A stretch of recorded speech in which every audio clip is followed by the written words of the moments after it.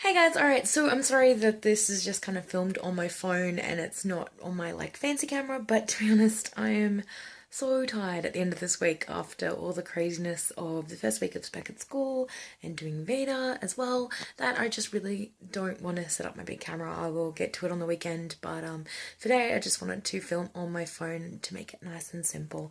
But yeah, I guess today, so sorry about that guys, sorry about the poor quality of video. I hope you will forgive me. But yeah, I wanted to kind of, I guess today I really want to talk about why I love the sentou and why I love going to the sentou. So if you don't know already, the sentou is the public bath in Japan. It's really, really popular. I think it was probably more popular, a couple of decades ago, and it's definitely starting to die out a little bit. You're seeing a lot more places are closing and they're a lot harder to find. But they're definitely around neighborhoods and you can usually find them. One of my favorite websites is called I Love You, you as in YU, which is or like the kanji for you, which is Japanese for bath. So it's a really really great. Oh, it's a really great website. I'm gonna chuck a link to it in the description box below.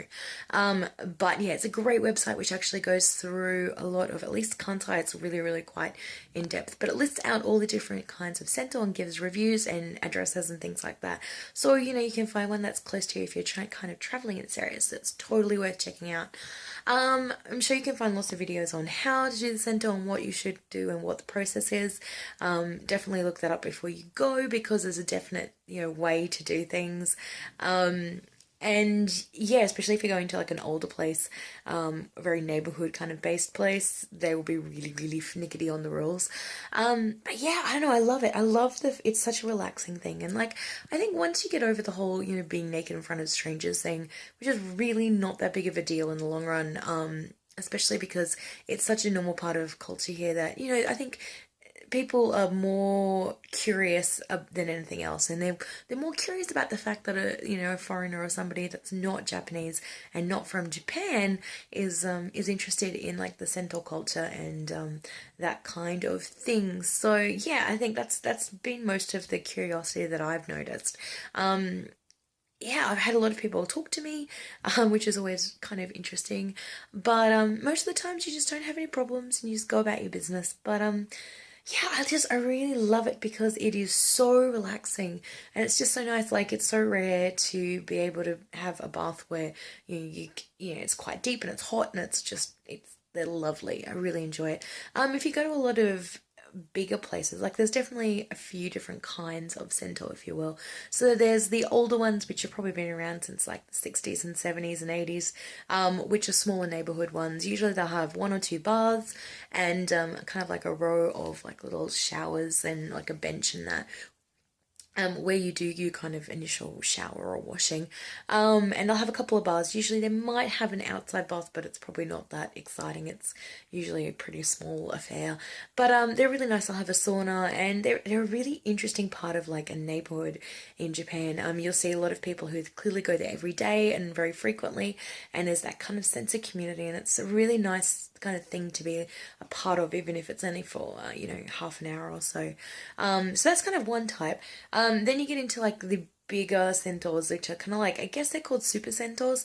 I've got one near my house which I really enjoy going to, and these have usually quite a few different baths. This, at least mine, has a very large rotenburo, which is the outdoor bath kind of section, and yeah, they're usually bigger, a little bit more expensive, but yeah, totally worth checking out. They kind of, and I think those ones might be probably a little bit less intimidating if it's your first time, because usually there's a lot of English around and a lot of signage, and they're kind of, I think, probably a little bit more used to dealing with people who use English or don't use Japanese.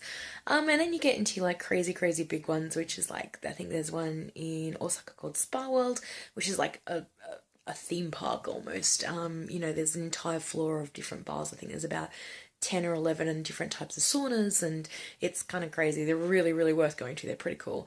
But it's like a naked mall, as one of my friends described it. You're literally wandering around like a mall structure, completely starkers, and it's the weirdest thing ever.